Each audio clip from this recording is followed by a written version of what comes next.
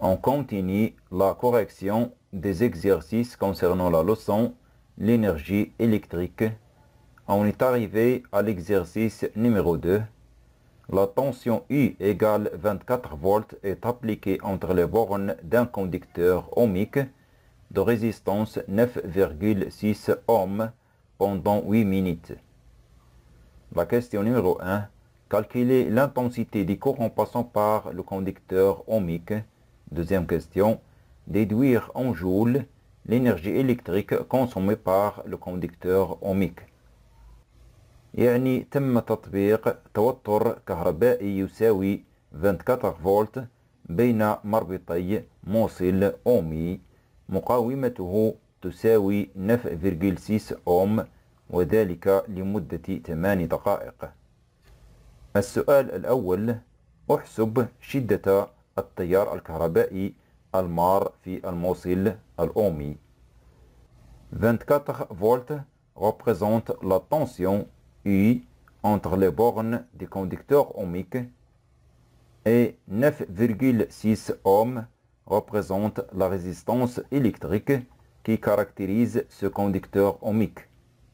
C'est-à-dire on a U égale 24 volts et R égale 9,6 ohms. Et la question c'est de chercher l'intensité I du courant qui passe par le conducteur ohmique. Donc, la relation qui relie la tension I, la résistance R et l'intensité I, c'est donc U égale R fois I. C'est ce qu'on appelle la loi d'Ohm. Et on écrit loi d'Ohm U égale R fois I. Et à partir de cette relation, on peut déduire l'intensité I. C'est donc I égale la tension U divisé par la résistance R. Puis on fait l'application numérique en remplaçant la tension U par sa valeur 24 volts et R par sa valeur 9,6 ohms.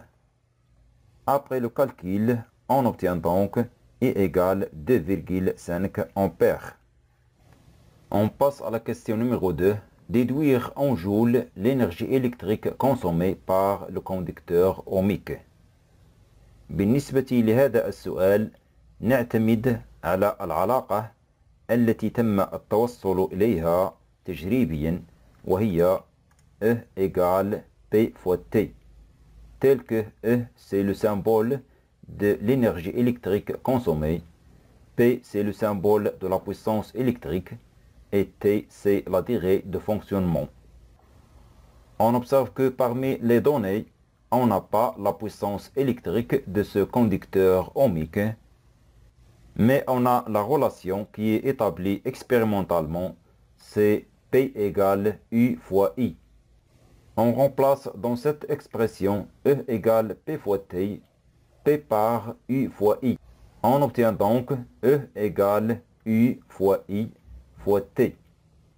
Avec U égale 24 volts, I égale 2,5 ampères et T égale 8 minutes. Mais pour exprimer l'énergie électrique en joules, il faut que le temps soit en secondes. Donc on convertit 8 minutes en secondes en multipliant 8 par 60 secondes. C'est donc T égale 480 secondes. Enfin, on fait l'application numérique en remplaçant U par sa valeur 24 volts, I par 2,5 ampères et T par 480 secondes. Après le calcul, on obtient donc E égale 28 800 joules.